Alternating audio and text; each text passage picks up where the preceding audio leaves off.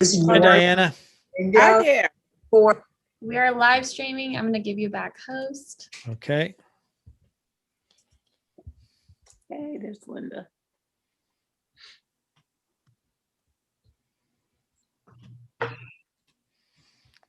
I'll press record.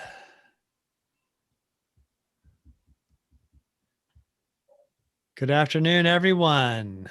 Good afternoon. Hi there.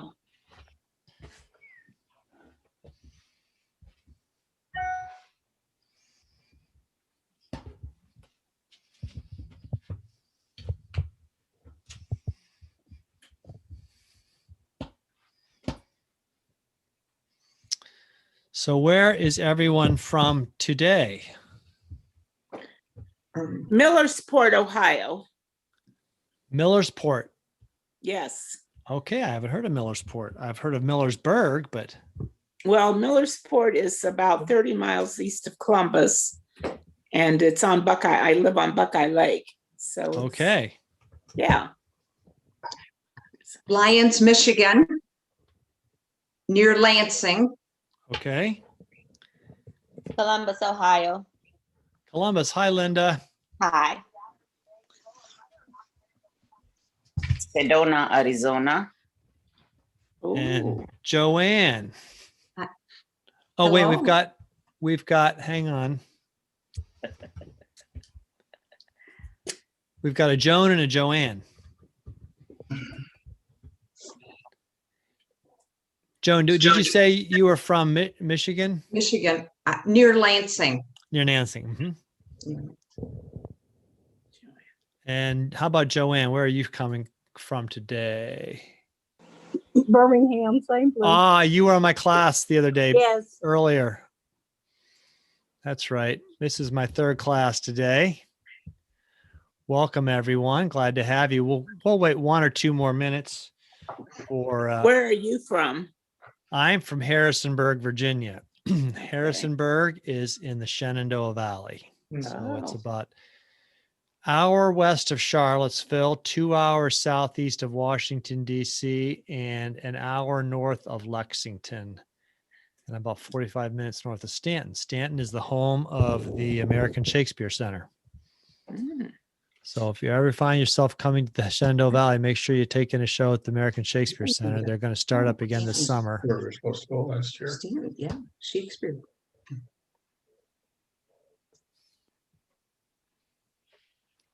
I've got a white cat down here.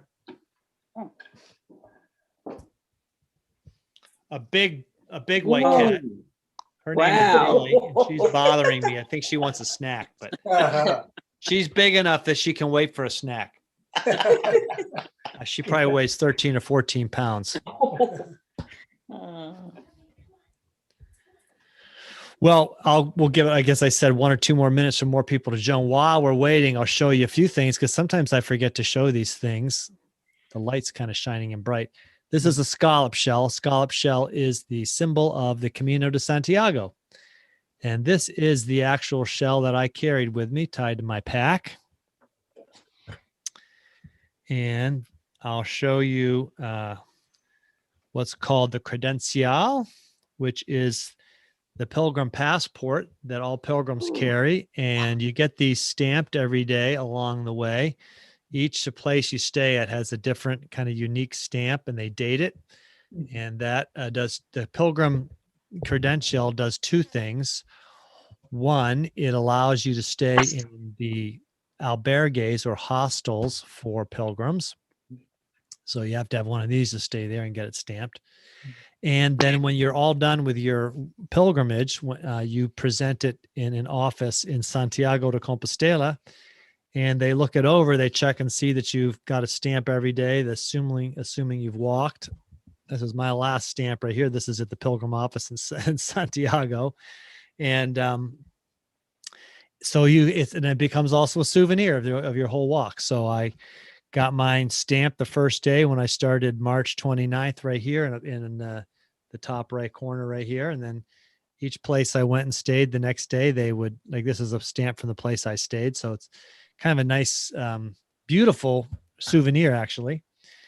And then this is what is called the Compostela, or certificate of completion. And you get this in the pilgrim's office when you are done. If you have walked at least 100 kilometers to Santiago, you can get one of these. I actually happen to walk 800 kilometers, which so Wow. it doesn't matter. 100, 800, you can get the certificate, and I'll explain a little bit about that difference later. But anyway, I want to welcome you all. This is my third class today. I've done some classes on, oh gosh, we've done Google Slides and we've done Gmail this morning. Now we're going to talk about the Camino de Santiago. Joanne, did you have a question? Yes. How did you first find out about it? I'll tell you all about that. Okay. I'm going to give you a walk through the Camino de Santiago. Welcome, Sausan. I see we've got one more person joining us. Sausan or Sausan? Noble. Did I get that right? Let mute. Well, let me go ahead and start. Sorry, I was muted. That's okay. Where are you from? I reside right now in California, Southern California. And did I pronounce your name correctly? It's Sosin Knoble. Sosan Knoble. Very good. Got it. I have a name that's hard to pronounce, so I always like people. I always like to pronounce people's names correctly. And I'm going to do a little presentation here of the Camino de Santiago. So hopefully you see something called Walking the Camino de Santiago. Yes. And I walked this in 2018. Yeah. And next week will be Yeah. 3 years to the day since I started. I'm your guide, Russ Eanes. I am from Harrisonburg, Virginia. As I said before, I'm a writer, a walker, and a cyclist. And now I am also a full-time guide for Get Set Up. I formerly was a book publisher, and I love to help authors shape their ideas into a book. And by the way, I love the energy I get and the wisdom I learn from all of you working with older adults. So I'm one of you.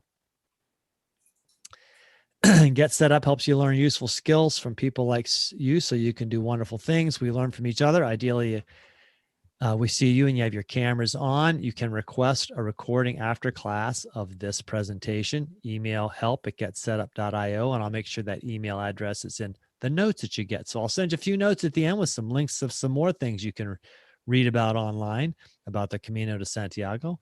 If anyone is joining live stream, hey, the best way to participate is to join us and register for a class. That's where you get to participate live.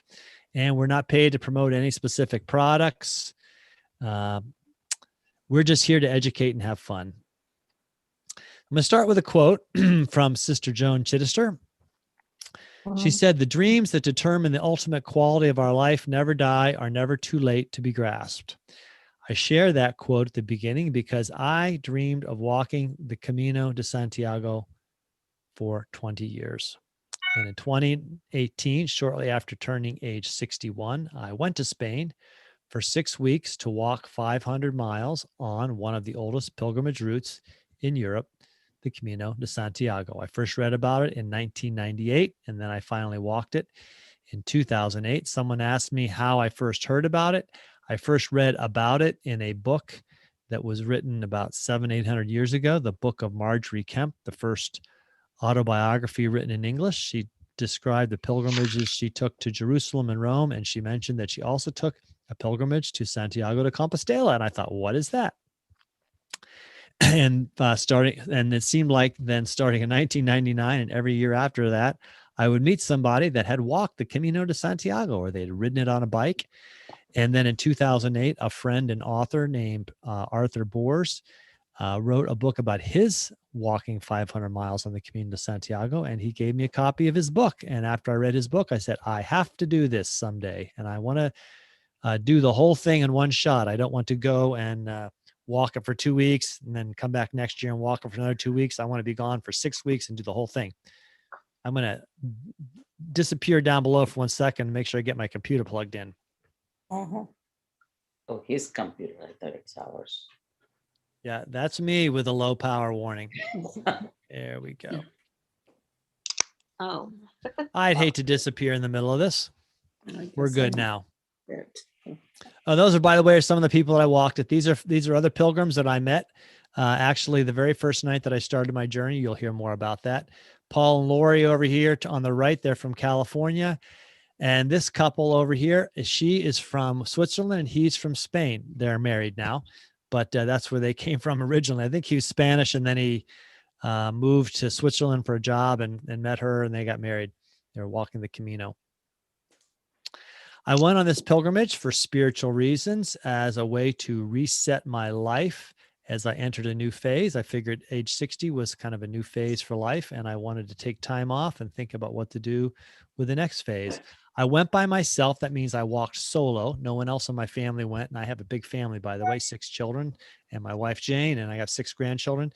But I met hundreds of other pilgrims. My wife joined me for the last week of it, so I did get to have family with me. But as I said, you meet hundreds of other people, and some of them became friends for life.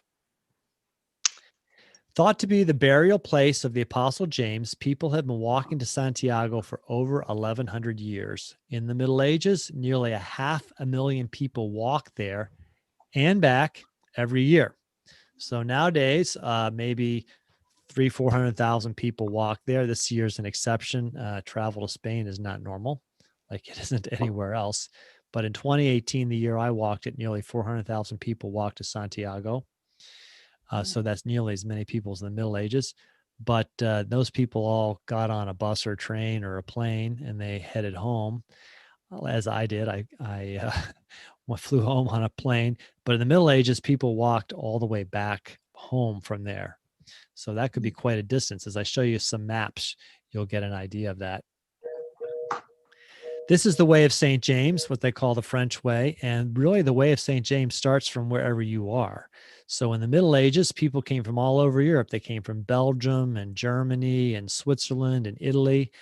And these points right here, these 4 cities, Paris, Vézelay, Le Puy, and Arles, were kind of the gathering points in the Middle Ages for pilgrims, because back then pilgrimage was not travel was not as safe as it is today. Not always safe today, but was not anywhere near as safe as it should be today. And people like to travel in bands and groups for safety from robbers and brigands and other kinds of nasty people. And so they would gather in these places like Paris, and they would walk together on these routes all the way to Santiago de Compostela because they wanted to ask the apostle for a favor. Or maybe they were looking for forgiveness for something, or they wanted to be healed, or maybe they had an obligation that they had to meet for some reason, and the obligation says you've got to walk to Santiago and back and get one of these certificates to prove that you did it. So they issued certificates like this way back in the Middle Ages. Actually, in the Middle Ages, they also let me back up one second. That may have been where they started the tradition of the scallop shell. People carried these home as a sign that they had been to Santiago. If you were on a pilgrimage to Jerusalem, you would come home with a key. That was a symbol of the pilgrimage to Rome. And if you were going to Jerusalem, you would get a palm branch. And the people who had been on pilgrimage didn't have to walk. You could have taken a ship all the way to Palestine, perhaps from England, maybe. Those people were called Palmers. And so that's where you get a name like Arnold Palmer from. That's where the origin of the Palmer surname in English. In medieval times, a pilgrimage was very common, and pilgrimages tended to be actually mostly to local shrines and cathedrals. So I've been to England any number of times, and there are, I think, 22 major cathedrals or 22 cathedral cities in England. And the most famous in the Middle Ages was Canterbury. And people went there to receive help from the St. Thomas of Becket, who was a martyr. And that in the Middle Ages, in the 14th century, a book was written about that called the Canterbury Tales by Chaucer. And I had to read that in high school English. I didn't quite get the point of it, but I understand it much better now. But there were pilgrimages all over Europe, but these major places, Jerusalem, Rome, Santiago, were the big draw. That's where people wanted to go. And so 500,000 people would go there a year. That's a lot of people going on pilgrimage. So these routes had a lot of people walking on them. Now you can see that Europe's a bit like a big funnel. getting smaller and smaller as you get toward the Spanish-French border down here. And when people walked into Spain from France, they went in two routes, one which is down south here, but the most common one, you can see there's three routes converging all on one town called Saint-Jean-Pied-de-Port. And that's where I went to. And in the modern age, our age, in the last decades, there's been a revival of this concept of pilgrimage. And the original route to Santiago has been marked again. Now, in the Middle Ages, as I said, 500,000 people would walk there per year at its height. And so we're talking maybe 12th, 13th, and into the 14th century, people were doing this. But by the time of the High Renaissance and the time of the Reformation, interest in pilgrimage declined. In fact, some people, some particular sects of Christianity forbade people to go on pilgrimage at all. They considered it to be too Catholic. And so while people never stopped going to Santiago, it became a destination, this long route on the way to Santiago became walked by fewer and fewer people. The route that I took, which is 500 miles, starts right here in Saint-Jean-Pied-de-Port, which is where these three major routes converge right here. And from here to Santiago de Compostela in northwest Spain is 500 miles. And in the modern time, that route, which was originally called the French Way or Camino Frances, was the most popular route. So when I'm talking about 500,000 people walking to Santiago, maybe 200-300 or more thousands of people walked along this route every year. And so there were some major cities back in the actually before the Middle Ages. Pamplona was a very old city. Logroño, Burgos, León, Astorga, those were all cities. Actually, this was a route that the Romans created to get to their silver mines in Spain. And because there were so many pilgrims going along these routes every year, in all the little villages and towns in between these major cities, they started developing places for pilgrims to stay. We call them albergues, but it's the same thing as a hostel. But at the root of the word hostel is hospitality or hospital and hôpital. And those are places of hospitality. And in the Middle Ages, especially religious orders would run these hospitals, and pilgrims could stay there for free. They would get lodging for a night and they would get food there for free. So it cost some money to go on pilgrimage, but you could even go if you were poor. And these villages are just a few kilometers apart all the way along the way. So there were lots of places for people to stay. And as the idea of this pilgrimage has been revived in the last 40 years, a lot of these old villages have sprung back to life. And people have settled there and they've rebuilt the houses and buildings, and they've put up cafes and hostels, and they put up hotels. So there's any number of places that pilgrims can stay. So this is the original route from the Middle Ages, and that's called the Camino Frances, and it's 500 miles. And for modern people, walking along that route, either in its entirety or in its part, is a very popular thing. I began my pilgrimage, as any pilgrim begins it, the moment that I crossed the threshold of my door. So I left my house on March 27th, 2018. It was a rainy day. There was some snow in the woods behind my house, and I caught a bus to Dulles Airport in Washington, and then I flew from there to Paris. And in Paris, I caught a high-speed train to Bayonne, and from Bayonne, I caught a bus to Saint-Jean-Pied-de-Port. It took me almost a little over 24 hours of travel. So I was quite the modern pilgrim, moving a lot faster than they did in the Middle Ages to get to Saint-Jean. And that is a place where so many pilgrims start their walk that there's lots of facilities for pilgrims to stay. This is the village of Saint-Jean. It's a very quaint place, still has a medieval feel. It is in the French side of the border, but it is in the Basque country, so it is French Basque country. And it is at the foothills of the Pyrenees. I'm going to quickly zip back to this map right here, because the border of France and Spain right here are the Pyrenees Mountains. So the very first day that I walked, I was going to have to cross the Pyrenees. The night before Oh. I began, I stayed in an albergue with, these are some of the people that I stayed with. I showed you these two couples were standing with their backpacks on, but these are actually not even everybody that was staying there that night. I think there were 28 of us staying in the albergue, and we had a delightful communal meal together. It was vegetarian, and they served us breakfast the next morning, and they even packed lunches for us, all for about 30 euros, which is a really good price. I got a bed, and it's a very, very nice bed to stay in, and I could use a shower and a place to keep all my stuff. And that's typical of an albergue along the Camino. And it was for a meal and breakfast and everything, that's fairly reasonable, but you can stay in albergues for as little as 5 euros. You can get a bed.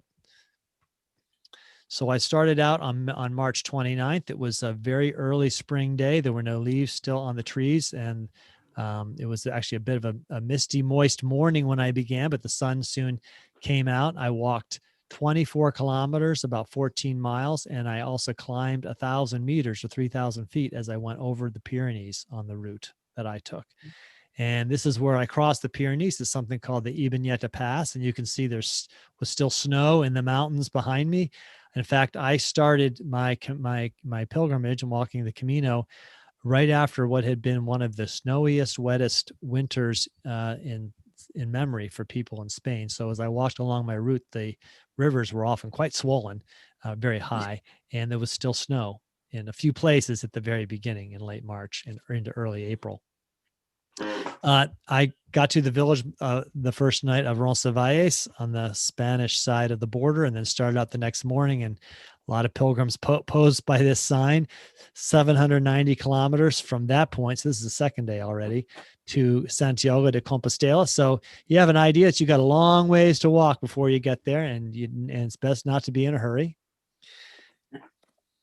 I carried a 38-liter pack that weighed 16 pounds the whole way, and I intentionally carried a pack the whole way that was relatively small and light because I wanted it to be a lesson in simplicity. I wanted to see how little I needed in life. I also carried a couple poles here. Poles are great for taking the pressure off your joints while you're walking, and they also keep you upright if the terrain is slippery or rocky, and there were many places where it was both. I stayed most of the nights in these albergues. This is one run by the municipality or city of Pamplona, and it costs $5 to get a bed and a bunk, and it was actually a very comfortable mattress, and they give you a pillow. And if it seems strange to stay in a dormitory with maybe another 50 or 60 or 100 people, you get used to it pretty quickly. And after you've been walking such a long way with other groups of pilgrims, in a day or two, all the people around you in the beds are very familiar. You've seen them walking along the way. Sometimes they've become your friends. So it doesn't feel strange or unusual. However, you do learn to sleep with earplugs in because other pilgrims snore. And also people get up in the night and they turn on a flashlight to go to the bathroom. And so you also learn to sleep with an eye mask on. People have asked me, did you sleep well? And I said, listen, after you've walked 25 kilometers or 15 miles a day, day after day, you sleep very well at night, outdoors all day. When you enter an albergue, most pilgrims have to take off their boots or shoes because they can come in quite muddy. So here's a place where the pilgrims had all taken their boots off. That same place I stayed in was called a donativo, or donation only. It was run by the parish church, and the hostel or albergue was in the old parish house attached to this, I would say, 14th century church. And we slept on mats on the floor. Now, they were 3-inch mats, but there were no pillows, so I had to devise my own pillow out of something in my knapsack. But it was one of the best nights of sleep I had on the entire Camino. Most nights, I like to stay in those donativos where you only had to give a donation. Now, I wasn't being cheap, so I gave whatever I'd give to for any kind of accommodation, but I enjoyed them because we also had communal meals together, and you got to meet people from all over the world. And sometimes it was the same folks you'd met along the way, and sometimes it was new people, and sometimes they were interchanged. And in this particular place we stayed, the pilgrims helped put the meal together. We set the table, we did the dishes, and then we laid out our dishes the next morning for breakfast. So it was a real communal experience, which I enjoyed. Mm. Every day when I was done with my walking, I arrived at my albergue. I presented my credential. I got my stamp, and they showed me my mat, my bunk, and I would lay down for just a few minutes, get my feet up, and then I would go take a shower, and then I would wash my clothes by hand. So I only had one extra change of clothes in my backpack. So every day when I was done, I had to wash out what I'd worn that day. And the best days were like this, when it was a bit sunny and I could hang my things outside on a line. And everything would dry out. I even you had to bring along your own towel. I mean, you can stay in hotels, by the way. There are hotels and pensions or guest houses all along the way. There's all levels of accommodation. So if the rustic accommodations that I stayed in isn't something that appeals to you, you can stay at something a bit higher level. Actually, they're also quite reasonably priced, in which case you wouldn't necessarily have to bring the earplugs if you're with your spouse. The entire route is marked with yellow arrows and the scallop shell. So that's how you know where you're going. People have asked me, did I get lost? The answer, yes. Every now and then I missed one of these arrows. Maybe it was on a tree like this, and I was looking down at the ground or up in the air dreaming or so. And if they're ahead of you and you suddenly realize they're not ahead of you anymore, you back up to the junction and you realize they went the other way. If they're behind you, sometimes they have people shout at me, "Hey, Ross, you missed the way." I come back and take the turn. There's just every variety of marker along the way, but you're always looking out for the yellow arrow or the yellow scallop shell, or this is also kind of an international symbol for the Camino de Santiago, is this blue square with a yellow scallop shell design on it. I've actually seen these same markings in Germany, Switzerland, Belgium, and France. So that's for people that are coming from much farther away. There are actually marked routes that will get you all the way to where I started in Saint-Jean-Pied-de-Port. And every now and then you run across a sign with a yellow arrow that tells you how much farther you to go. In this case, I had 518 kilometers to go yet. So I'd walked nearly 300 kilometers when I reached the delightful village of Agés. And sometimes you're walking through cities and there's a lot of graffiti on the wall, but somebody has painted the yellow arrow for you to find your way. Mm. Sometimes the way is through woods like this that are deep and dark, and sometimes it's alongside a highway or just a regular dirt trail. 40% of the Camino Frances is on asphalt trails or roads. Sometimes they're very secondary roads. The original way, the Camino Frances, was built on top of a Roman road. So it was a route the Romans had built, and the Romans built good roads. The Romans, though, didn't invent that route. There was already a route there, kind of more rudimentary route that the Celts used, who ruled the area before the Romans. The Romans just built roads over the Celtic route, and the Romans know how to build good roads. If you were a Roman soldier 2,000 years ago, part of your job description was building walls and roads. This is an area that was a restored Roman road. And so the Romans built their roads straight and flat. And this was going through a region called the Meseta, which is the flat Spanish plain. And about 1/3 of the entire Camino Frances crosses this plain. Doesn't all quite look exactly like this. This was actually one of the most remote days in terms of not being anything around that I walked. I actually walked for 4 hours without seeing anybody this day. And the road was straight and flat like this. There was nobody behind me, nobody in front of me, and I didn't pass through any villages for 4 hours. That's pretty rare. Usually every few kilometers, you're passing through a village and seeing other pilgrims. This is the surface of an original Roman road. So the Romans built it with stones like this. And there's quite a few sections along the way that you encounter that are like this. Came across some people walking with a donkey. So in the Middle Ages, some people had a donkey to carry their stuff, or maybe even to ride on, or a horse. Nowadays, some people ride on a bike if they don't want to walk it.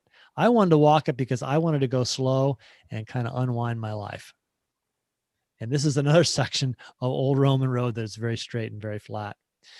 You pass by old castles. So this is in the city of Ponferrada, and that is a castle built by the Knights Templar. The Knights Templar in the Middle Ages were an order of knights whose mission was to protect pilgrims. And they started out protecting pilgrims in Jerusalem, but they kind of built castles and all along all the major routes in Europe. And they were even got into banking. You could put a deposit in a bank in one of these castles in one part of Europe, and you could withdraw your deposit from a bank in another part of Europe. This castle is still in existence. This is from about the 1400s. And at places along the way, it gets very muddy. When you've got hundreds of people walking along one trail and it's muddy, they can really create quite a churn. And that's why you have to take off your shoes at the entrance. And many times you can just see that road straight, stretching out as far as you can to the horizon in front of you. And it's always good when you see a few pilgrims ahead of you, you know you're on the right road. In the morning, I always like to start walking just before dawn. And while I was walking, the sun would come up behind me because I was walking from east to west, in fact, almost heading due west. And so you'd get a shadow that would be very long, at first very faint, and then it'd be pretty solid. And as the sun got up higher and higher, your shadow would get shorter. And of course, eventually it would move off to the north because the sun would head toward the south. There are many old bridges over the river. So this one is in the town of Puente la Reina, or Bridge of the Queen. And in the Middle Ages, I think this was built in the 14th century, a particular Spanish queen. I think she was the Queen of Navarra.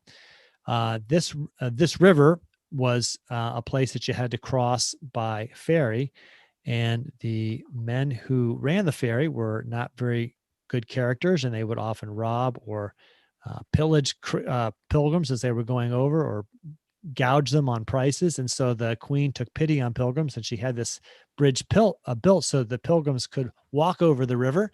And there it is today, 700 years later, still in use.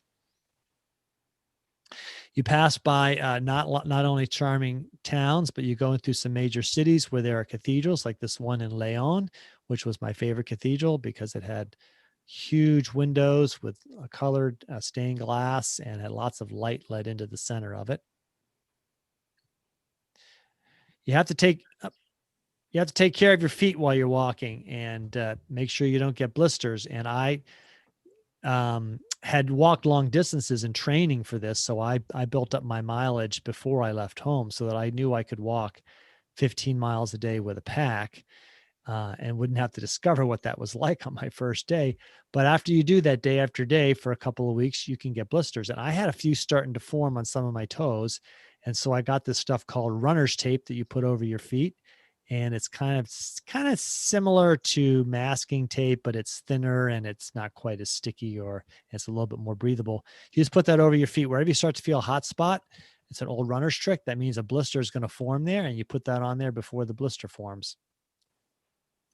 Many of the towns are like this you're going through, with the old buildings that have fallen down. That's what people are repairing and building up to put in new facilities for pilgrims. One of the high points of the Camino Frances is what's known as the Cruz de Ferro, or the Iron Cross. And there is a pile of stones there. And they actually don't know how old that pile of stones is. The Celts were known to mark trails and routes with cairns or stone piles, just a way to mark it. And in fact, there are many places in the world today still where a hiking trail is marked with cairns. And perhaps then the Romans added to it by tossing another stone on the pile. They did it for a different reason. They believed that it was an offering to the god Mercury, who was a god of travelers. In the modern age, it's become a bit of a tradition for pilgrims to bring a stone from home and leave it on the pile as kind of an offering, or some symbol of something that they want to leave behind as they leave a stone. So you get to the top, and there's a lot of stones like this, and other things that people leave behind, like photographs, even a pair of shoes, maybe perhaps a memorial to someone. After walking for 4 weeks and arriving in the town of Sadia, I was met by my wife, Jane. So I had been gone from home over almost 4.5 weeks. I had walked about 700 kilometers. So I'd walked over 400 miles, and my wife wanted to come join me for the last week of the experience. She doesn't like being gone quite as long from home as long as I do. So I was gone for a grand total of 6 weeks, but she wanted to come and be with me for about 10 days. So she joined me in Sarria. Sarria is 113 kilometers from Santiago, and it is a major bus and rail depot. So a lot of people go to this city to start walking. Because they can get that 100 kilometers in, which is the minimum required to get a Compostela. So a lot of Spaniards do that. In fact, the days that we were there were large groups of Spanish school children, adults, teenagers, church groups, tour groups, all starting from Sarria. And whereas I might have been walking with maybe seeing 50 other pilgrims a day, when we began walking together from Sarria, there were maybe 500. So bit more touristy, and it was very crowded.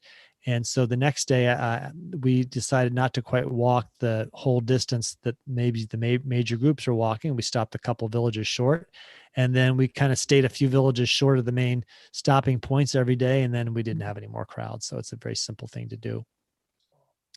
This is us at the 100 kilometers to go mark. So this is kind of a famous place. You want to stop and get your picture taken. That means for me, that means I'd walk 700 kilometers. The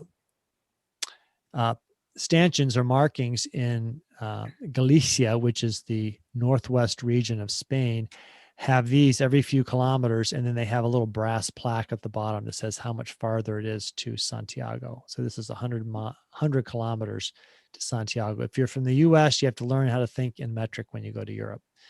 It places the Camino itself becomes a creek or a river, so they have to lay stones along the side. There's my wife using her poles to keep herself from slipping, and that was a smart thing to do.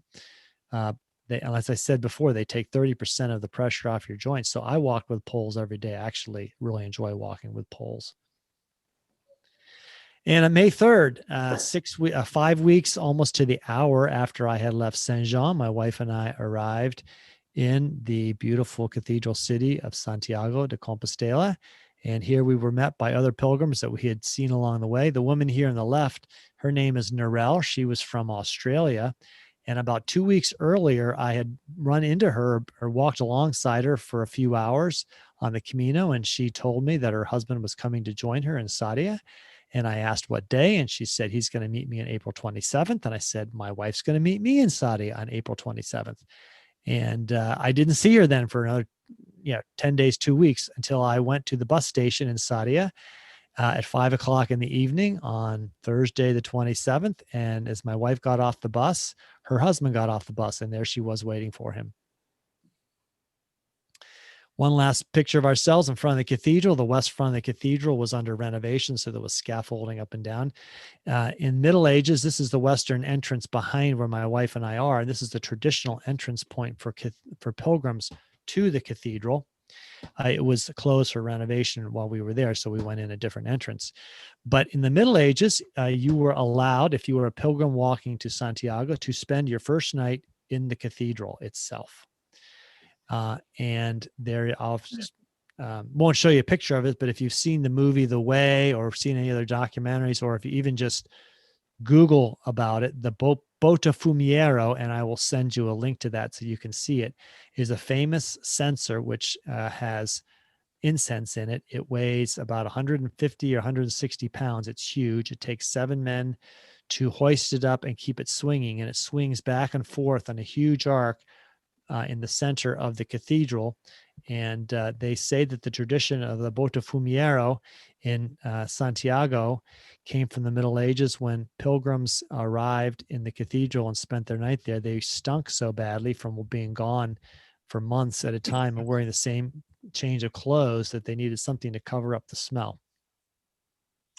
That afternoon, we went to the pilgrim office and I showed them my credentia, which I showed you all at the beginning. And they looked at it and said, yep, you've walked at least 113 kilometers, I want to know when I'd started. So I got 2 certificates. This is the Compostela, and this is a certificate they gave me that said I'd walked the 800 kilometers in the day that I had arrived. And then my wife and I spent 3 more days in Santiago, and we met lots of other pilgrims that we had seen along the way. So these 3 people with us, besides my wife, were all older pilgrims that I'd met along the route. There were a lot of people over 60, some people over 70 walking that whole distance. So if you think you can't do it, think again. Carl here, this fellow all the way on the left, I met him the very first night before I began at the bus station, getting onto the bus to go to Saint-Jean-Pied-de-Port with me. He's from Germany. One last look at the cathedral towers. That's what every medieval pilgrim hoped to glimpse someday, and what the modern pilgrim still hopes to see someday. I'll leave you at this portion of it with one more quote from Sister Joan Chittister. She says, "It is the fresh life within that age reveals to us, if only we give it a chance. It is learning to give new challenges a chance that make the later years a spiritual adventure as well as a psychological stumbling block. Some of us meet its demands with the joy of the climb, and for me, it was a literal climb that I made when I went over the mountains. I came back. I wrote a book about my experience called The Walk of a Lifetime, 500 miles on the Camino de Santiago. I do teach classes in Get Set Up about self-publishing. So if you have an idea of something you want to write, or you're planning to write a book, come to one of my classes and I'll tell you all about how I self-publish my own book. So with that, I am going to stop the share of my screen and bring you all back together. And there are always questions from people about walking the Camino, and I'd be more than glad to answer any questions for you. I thought it was wonderful. Thank you, Diane. Yes. Now, I often ask, I didn't ask this time, anybody here walk the Camino de Santiago? Sometimes I have people who have walked it. I've been wanting to, I've wanted to for years. And a few years ago, we almost tried to get the trip going, but it's just never gotten off the ground. And I'm afraid I'm getting to the point. Of course, you've motivated me again. Linda's my friend, so. Very good. I met people while I was walking in their 70s. Okay. In fact, I didn't show his picture. I should probably put his picture in there. I met this pilgrim from Britain named Fred. Fred was 72 years old, and he was walking the Camino Frances 500 miles for the 5th year in a row. Wow. I met another pilgrim from the U.S. named Peter. He was 74 years old, and I happen to know there are people that walk it into their 80s, and I even have seen something recently about somebody walking it at 90. So when somebody says to me, I don't know if I can do it, I said, I think you can do it. You can, by the way, walk it without carrying your pack. There are services that will take your pack from one village to the next, and there's no problem with that. My sister would love to walk it. I think she's 4 years older than I am, but I'm not sure she wants to carry a pack. And I would rather she go and walk it without a pack than not go because she didn't think she could carry a pack. And so it's very common for people to do that. You just have to know where you're going to stay that night because they have to know where to drop that pack off. Yes. And one of the beauties of the Camino is you don't have to make reservations. I just showed up at places. I made a handful of reservations my whole time. I actually made a reservation for a hotel in Burgos. So Burgos took me 13 days to walk to. And I arrived in Burgos in the middle of a winter snowstorm. It was April, 9th or 10th. So it wasn't like it was winter, but it was cold and I was wet. And I decided I was going to take a day to rest in Burgos. And I also needed to get some new shoes. So I was sitting around the table one evening with some other pilgrims having supper. And one of them said, I've got a reservation at a hotel in Burgos. And by the end of the meal, everybody at the table had a reservation at that hotel in Burgos. So I stayed there a couple of nights just to rest up, get some extra rest, get some new shoes and some extra equipment.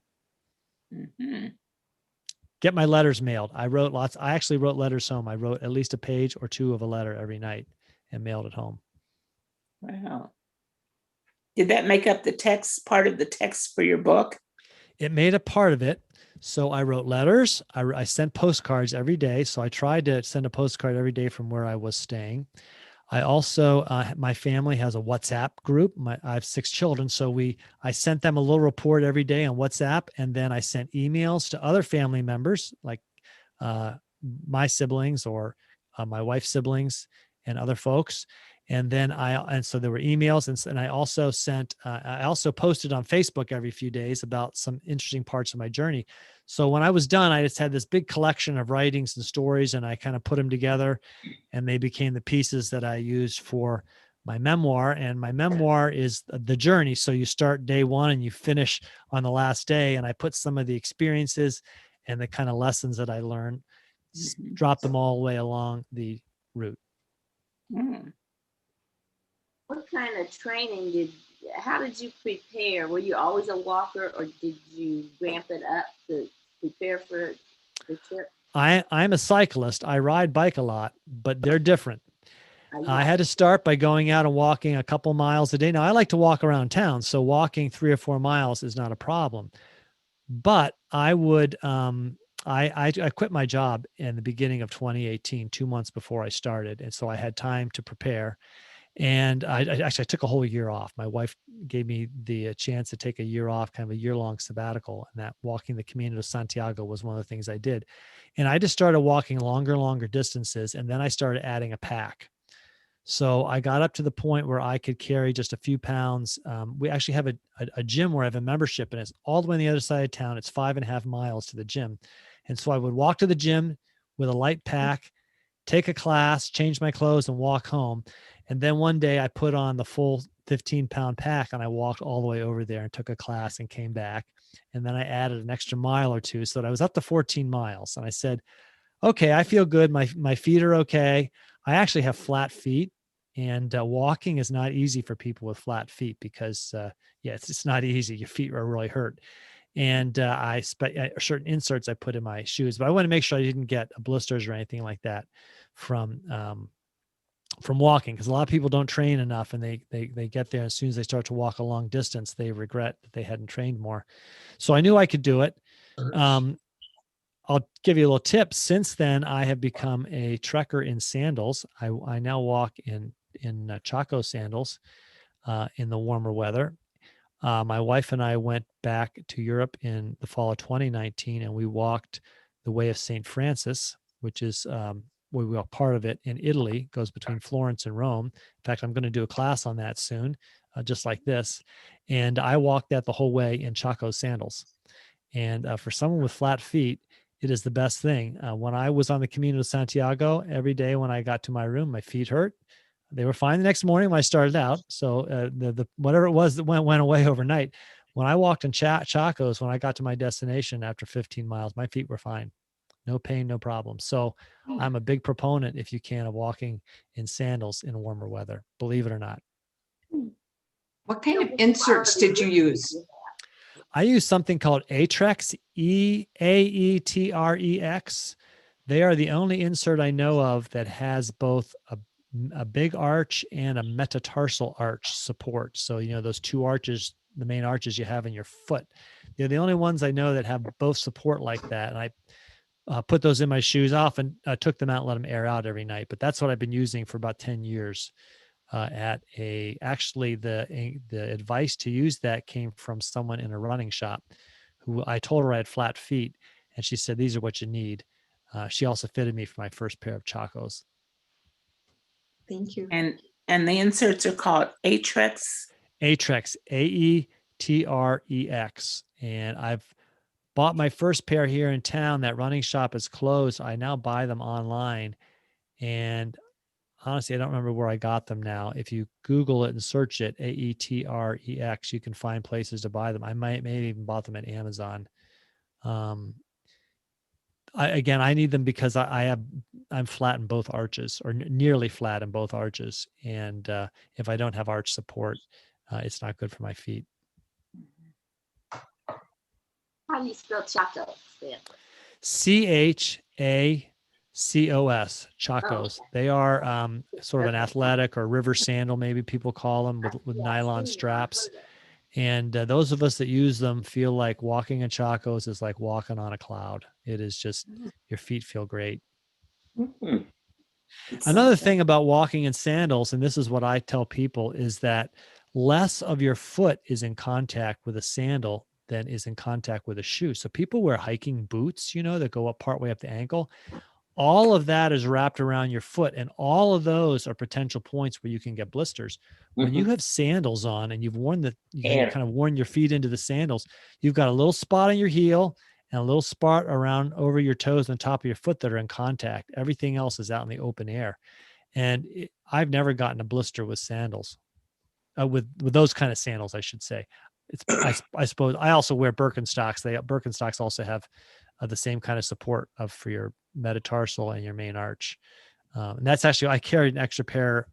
I had hiking shoes, and then I had a pair of Birkenstocks that I put on in the evening. They're lighter weight than Chacos, so they were a little lighter to carry. They have since started making Chacos in a lighter weight version. So next time I'll just walk it in Chacos and carry a real lightweight pair of training shoes or something like that.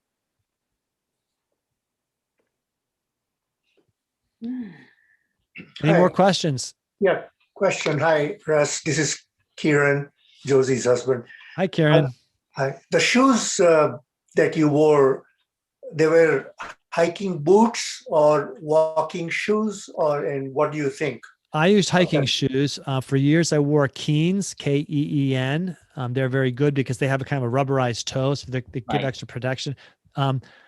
I was thinking my pair of Keens weren't that old, but after I've been walking for a few days, one of my walking companions said, those shoes are wearing out on the outside your soles. And I looked down and the outside part of it was coming off.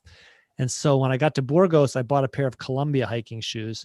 Again, they're low cut, so they're shoes. They're not, you don't need that ankle support. A lot of people think you need it. One of the things that's,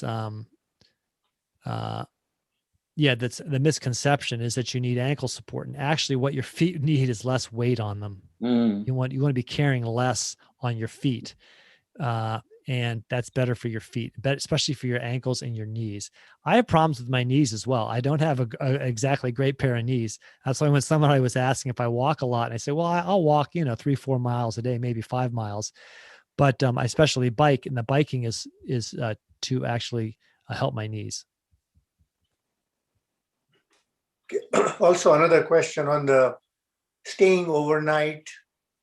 You said you did not have reservations, so you can take that chance, and there are lots of places where you can find also rooms instead of dorm accommodation. Yes. Yeah. Now, I'm not always so sure about the hotels because I didn't stay in those, whether it might be better to the day of make a reservation for that night or make a reservation for the next night. Now, let me give you a little exception to that. My wife and I, after she joined me, I think we stayed 2 nights in a hotel along the way. That was our choice. I hadn't seen her in 4 weeks, so we wanted to have a little more privacy. And but we stayed several nights in albergues. She liked those as well. And then when we got to Santiago, you can stay in pilgrim accommodations for a few nights, but instead we got a guest apartment that had a kitchen and a laundry in it, which is really nice because we could make a lot of our own food, which is something we do when we travel. My wife and I have a method of traveling where we like to stay in one place in a city or town and get a little guest apartment and make our own food, at least a couple meals a day. Don't have to eat out 3 times a day, maybe just eat out once a day. And besides being cheaper, we like going into grocery stores in Germany or France or England or Switzerland or wherever we're staying. And what's it like to shop in their stores? It's a lot of fun. Yeah, So we like that kind of richness of the experience, and it feels like you're a little bit less of a tourist and more like a local person walking around. Right. Yeah, thank you.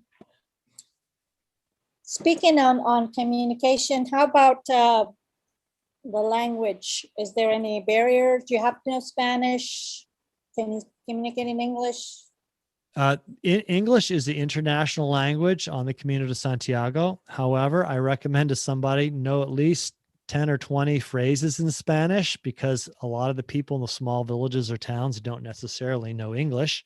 So I know things like, café con leche, por favor, or agua, por favor, or donde está el baño, if you want to find the bathroom. So, and you got plenty of time to walk every day, so you can practice your phrases while you're watching. And believe me, they're very understanding of people. They want the pilgrims there. So they're not going to be disgusted with you because you don't have very good Spanish. And, there's several members of my family that are fluent in Spanish, so I practice with them. But they especially know Latin American Spanish, and not all the words are the same in Spain as in Latin America. So practice your Spanish, Castilian Spanish phrases. Like I said, there's about a dozen you ought to know. Where's the bathroom? Water, please, or how to order something off the menu.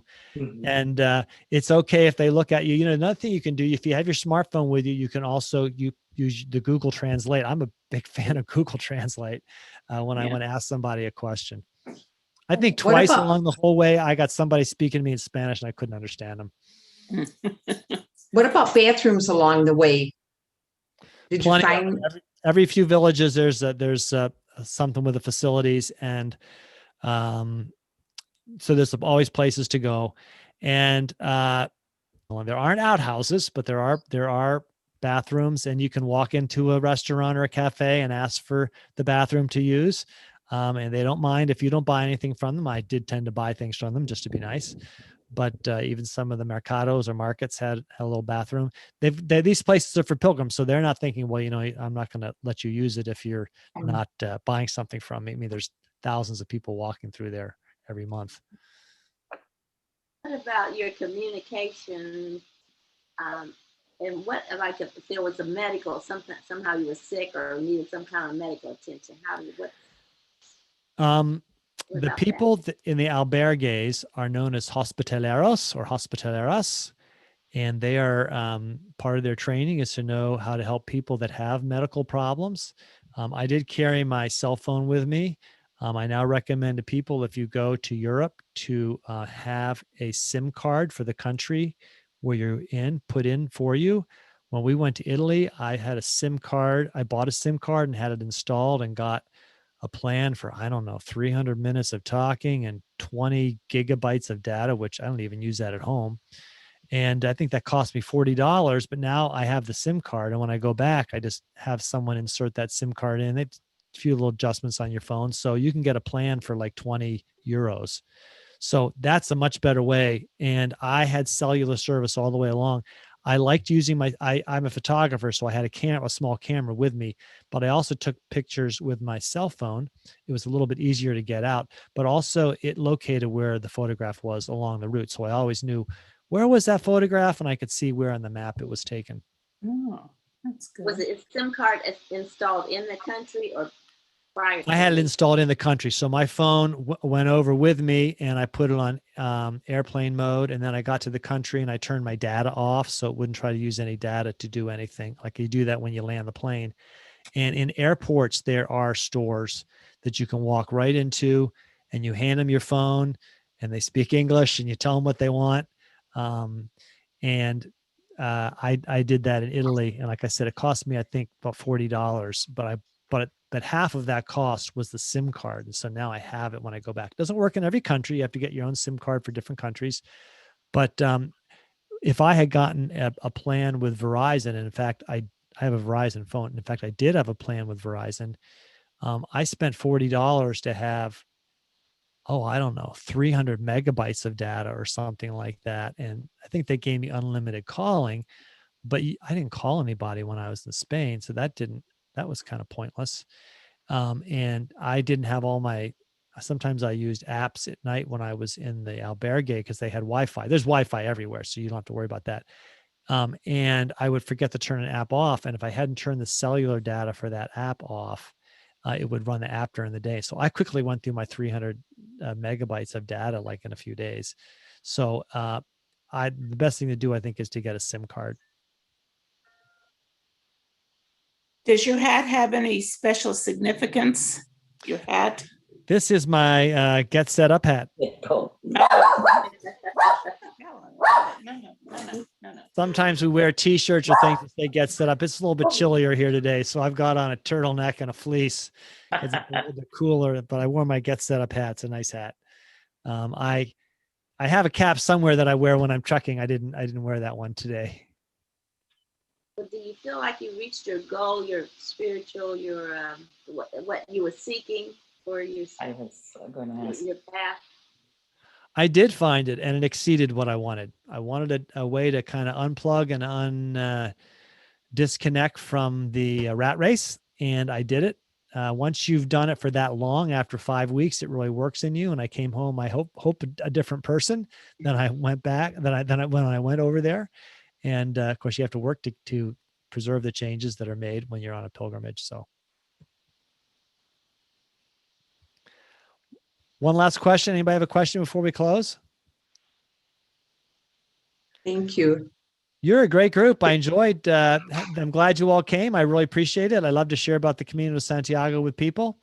And please come back. And I've got other classes that I'm doing. I'm going to start doing a travel series. So I've done lots of trekking all over the place in Colombia and England and Scotland and Ireland and Switzerland and Germany. So I do different classes on the different places you can walk. And I'm going to start up a travel series on what I call slow travel, which is the way of my wife. As my wife says it, you spend less, but have a richer experience. So that's what we do. There are places for tours. I did a bike tour across England the same year I walked the Camino, and it was worth having a bike tour to haul my stuff with me. But anyway, I hope to see you in some other classes, and thanks everybody. Have a good afternoon. Thank you. Wonderful. Thank you. Thank you, Russ. Thank you, Russ. Goodbye. Thank you. Bye-bye.